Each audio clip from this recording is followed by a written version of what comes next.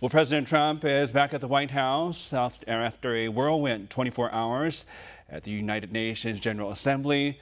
But perhaps the most important moment of that meeting came after the president met with Ukrainian President Volodymyr Zelensky. In a Truth Social post, President Trump revealed that he believes Ukraine is in a position to win the war. One America's Daniel Baldwin is live from the White House with more on this. Good morning, Daniel. Great to see you. What was the goal of this post, and what do you believe prompted President Trump to write this?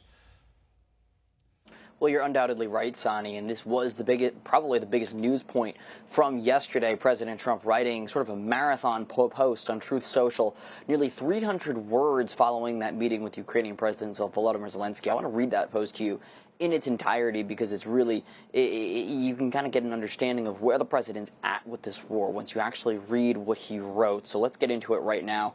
He wrote, quote, "After getting to know and fully understand the Ukraine-Russia military and economic situation, and after seeing the economic trouble it's causing Russia, I think Ukraine, with the support of the European Union, is in a position to fight and win all of Ukraine back in its original form. With time, patience, and the financial support of Europe, and in particular NATO, the original borders of where this war started is very much an option. Why not?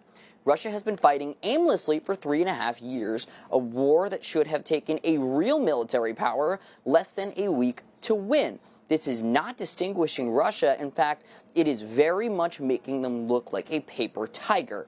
When the people living in Moscow and all of the great cities, towns, and districts all throughout Russia find out what is really going on with this war, the fact that it's almost impossible for them to get gasoline through the long lines that are being formed, and all the other things that are taking place in their war economy, where most of their money is being spent on fighting Ukraine, which has great spirit and only getting better, Ukraine would be able to take back their country in its original form, and who knows, maybe even go further than that.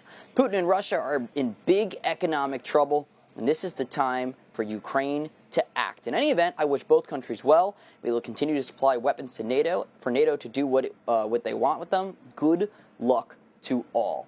Again, that marathon Truth Social post, Sonny, insinuating, and actually the president stating flatly that he believes Ukraine can get back to its pre-war borders, potentially go further. He gave Zelensky his blessing to go on offense, so to speak, and he sort of took aim, and he's putting pressure on Russian President Vladimir Putin, and it signals that the president views him as the main obstacle to getting peace done in a certain extent. And when you look at how much land Russia has actually acquired since the start of the war, it's gained about 19% of Ukrainian land. And this is a big switch for President Trump. President Trump previously said that he believed that territorial swaps would have to be included in any sort of peace agreement between Russia and Ukraine. This is no longer the case, obviously.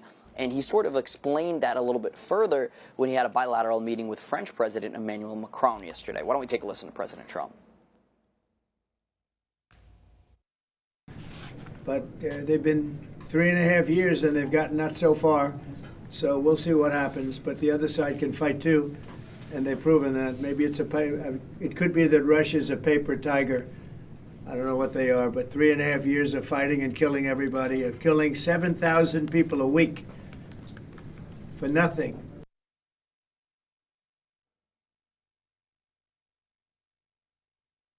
Now, specifically, a paper tiger means, it's basically a phrase that describes something or someone that appears powerful, fierce, threatening, Sonny, but it's actually pretty weak and ineffective. And President Trump pointing out that it's taken Russia 3.5 years to take only 19% of Ukraine's territory, and that it doesn't make Russia look quite good from a militaristic standpoint.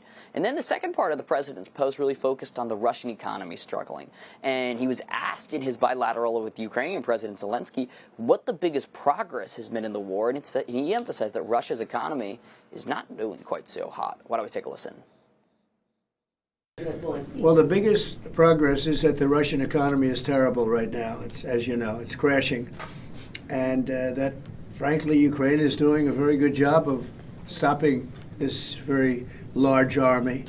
It's pretty amazing. You know, this is a war that should have ended in 3 days, 4 days. People said it was going to be very quick, and you got to hand it to the Ukrainian soldiers and everybody involved. It's still going on, and that's not a good thing for Russia. This was supposed to be quick.